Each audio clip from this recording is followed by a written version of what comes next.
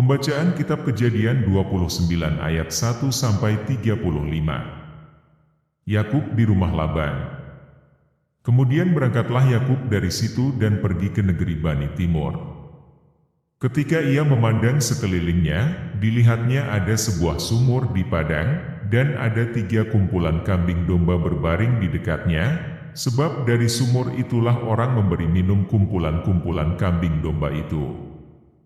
Adapun batu penutup sumur itu besar.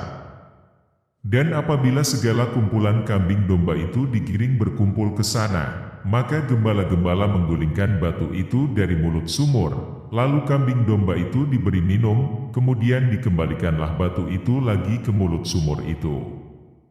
Bertanyalah Yakub kepada mereka, "Saudara-saudara, dari manakah kamu ini?" Jawab mereka, "Kami ini dari Haran." Lagi katanya kepada mereka, "Kenalkah kamu Laban, cucu Nahor?" Jawab mereka, "Kami kenal." Selanjutnya katanya kepada mereka, "Selamatkah ia?" Jawab mereka, "Selamat." Tetapi lihat, itu datang anaknya perempuan, Rahel, dengan kambing dombanya. Lalu kata Yakub, "Hari masih siang, belum waktunya untuk mengumpulkan ternak, berilah minum kambing dombamu itu, kemudian pergilah menggembalakannya lagi." Tetapi jawab mereka, "Kami tidak dapat melakukan itu selama segala kumpulan binatang itu belum berkumpul, barulah batu itu digulingkan dari mulut sumur dan kami memberi minum kambing domba kami." Selagi ia berkata-kata dengan mereka, datanglah Rahel dengan kambing domba ayahnya, sebab dialah yang menggembalakannya.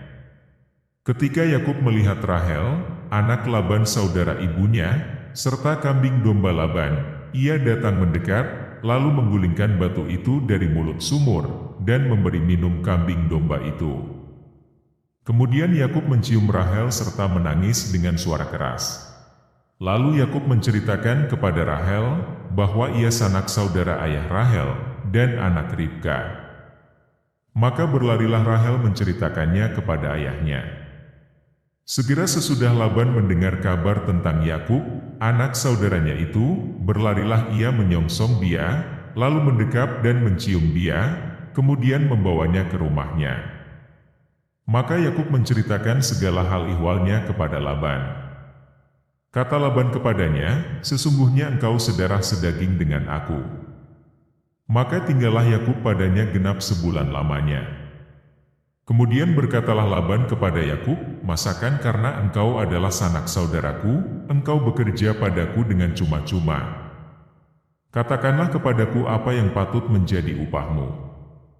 Laban mempunyai 2 anak perempuan, yang lebih tua namanya Lea dan yang lebih muda namanya Rahel. Lea tidak berseri matanya, tetapi Rahel itu elok sikapnya dan cantik parasnya. Yakub cinta kepada Rahel, sebab itu ia berkata, "Aku mau bekerja padamu 7 tahun lamanya untuk mendapat Rahel, anakmu yang lebih muda itu." Sahut Laban, "Lebih baiklah ia kuberikan kepadamu daripada kepada orang lain, maka tinggallah padaku." Jadi bekerjalah Yakub 7 tahun lamanya untuk mendapat Rahel itu, tetapi yang 7 tahun itu dianggapnya seperti beberapa hari saja, karena cintanya kepada Rahel. Sesudah itu berkatalah Yakub kepada Laban, "Berikanlah kepadaku bakal isteriku itu, sebab jangka waktuku telah genap, supaya aku akan kawin dengan dia." Lalu Laban mengundang semua orang di tempat itu, dan mengadakan perjamuan. Tetapi pada waktu malam diambilnyalah Lea, anaknya, lalu dibawanya kepada Yakub.